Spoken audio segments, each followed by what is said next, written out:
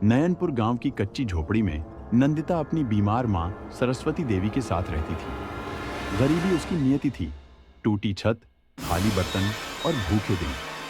फिर भी उसके चेहरे पर मासूमियत और आंखों में उम्मीद की रोशनी थी।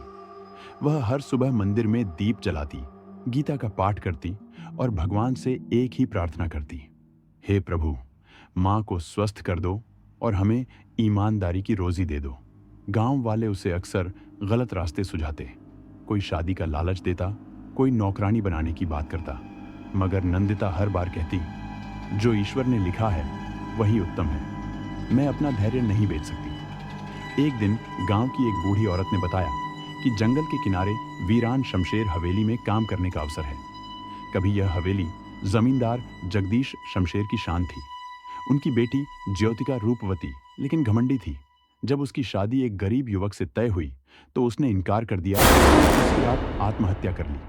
कहते हैं कि मरते समय भी उसके चेहरे पर गुस्सा और नफरत थी। उस दिन से हवेली में अजीब घटनाएं होने लगी। नौकर गायब, कुछ पागल, कुछ भटकते।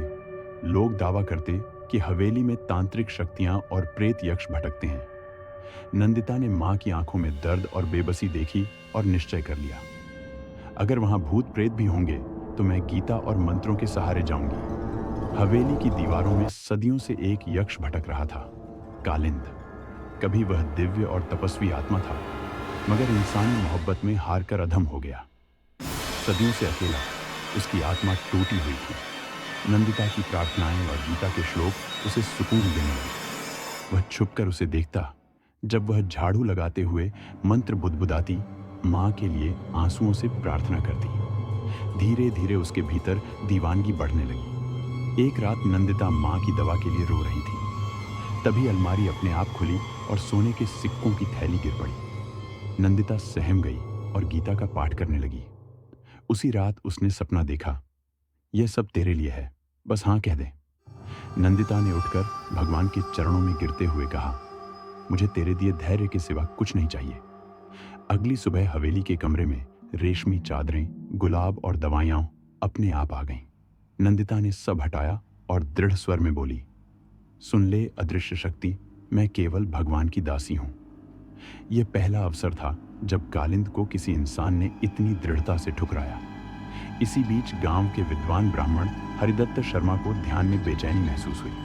उन्हें लगा जैसे कोई पवित्र आत्मा मदद पुकार रही है।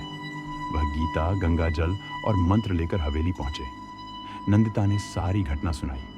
हरिदत्त ने उसके सिर पर हाथ रखते हुए कहा, बेटी, यह तेरा इम्तिहान है। याद रख, जो सच्चे मन से भगवान पर भरोसा करता है उसके लिए पर्याप्त है। उन्होंने उसे गंगा जल दिया और मंत्र बताए। जब भी डर लगे, ओम भगवते वासुदेवाय जपना और गंगा जल छिड़क देना। ईश्वर की रक्षा कवच बन जाएगी। उधर झोपड़ी में सरस्वती देवी बेटी की चिंता में भूखी प्यासी प्रार्थना कर रही थी, हे प्रभु, अगर मेरी बेटी की रक्षा के लिए मेरी आयु चाहिए तो मुझे उठा लो, मगर उसे हर बुराई से बचा लो। उस रात हवेली में दिव्य प्रकाश फैला। कालिंद पास आया तो अचानक घुटन से पीछे हट गया। ये वही क्षण था जब मां की प्रार्थना सीधा आकाश चीरकर प्रभु तक पहुंची थी।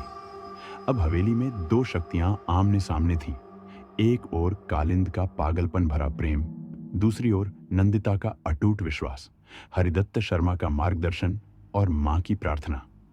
हवेली की दीवारें जहां सदियों से प्रेत बाधित थीं, वहां अब शंख घंटियों की गूंज होने लगी। कालिंद क्रोध में चिल्लाया, मैंने उसे सब कुछ देना चाहा, धन, सुख, मां की सेहत तक, और उसने मुझे ठुकरा दिया सिर्फ इसलिए कि मैं यक्ष हूं।